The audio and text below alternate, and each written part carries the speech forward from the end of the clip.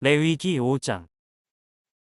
누구든지 증인 선서를 하고 증인이 되어서 자기가 본 것이나 알고 있는 것을 사실대로 증언하지 않으면 죄가 되고 그는 거기에 대하여 책임을 져야 한다.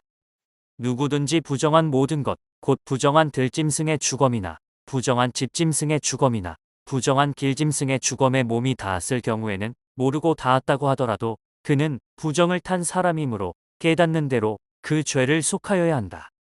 그가 사람 몸에 있는 어떤 부정한 것, 곧 그것이 무엇이든지 그를 부정하게 할 수 있는 것에 몸이 닿을 경우에 그런 줄을 모르고 닿았다고 하더라도 그는 부정을 탄 사람이므로 깨닫는 대로 그 죄를 속하여야 한다.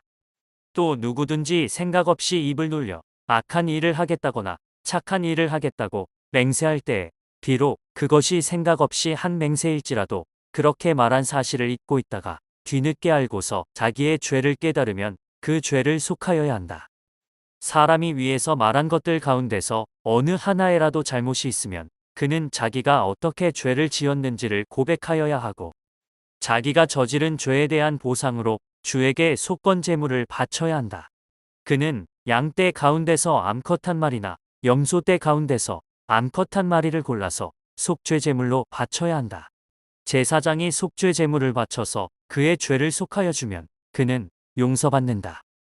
그러나 그가 양 한 마리도 바칠 형편이 못 될 때에는 자기가 저지른 죄에 대한 보상으로 산비둘기 2마리나 집비둘기 새끼 2마리를 낳아 주에게 바치는 제물로 가져다가 하나는 속죄 제물로 바치고 다른 하나는 번제물로 바쳐야 한다.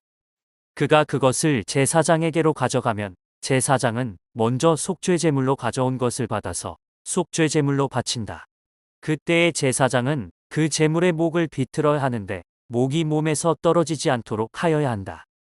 제사장은 그 속죄 제물에서 나온 피를 받아다가 얼마는 제단 둘레에 뿌리고 나머지 피는 제단 밑바닥에 쏟는다. 이것이 속죄 제사이다. 번제물로 가져온 제물은 규례를 따라 제사장이 번제물로 바쳐야 한다. 이렇게 하여 제사장이 그의 죄를 속하여 주면 그는 용서받는다. 그러나 그가 산비둘기 2마리나 집비둘기 새끼 2마리조차 바칠 형편이 못 될 때에는 자기가 저지른 죄에 대한 보상으로서 주에게 바치는 속죄 제물로 고운 밀가루 10분의 1 에바를 가져와서 제물로 바쳐야 한다. 이것은 속죄 제물인 만큼 밀가루에 기름을 섞거나 향을 얹어서는 안 된다. 그가 이렇게 준비해서 제사장에게 가져가면 제사장은 그 제물에서 한 줌을 덜어내어 제물로 모두 바치는 정성의 표시로 제단 위 주에게 살라 바치는 제물 위에 얹어 불살라야 한다. 이것이 속죄 제사이다. 해서는 안 되는 것 가운데서 어느 하나라도 어겨 잘못을 저질렀을 때에 이렇게 하여 제사장이 그의 죄를 속하여 주면 그는 용서를 받는다.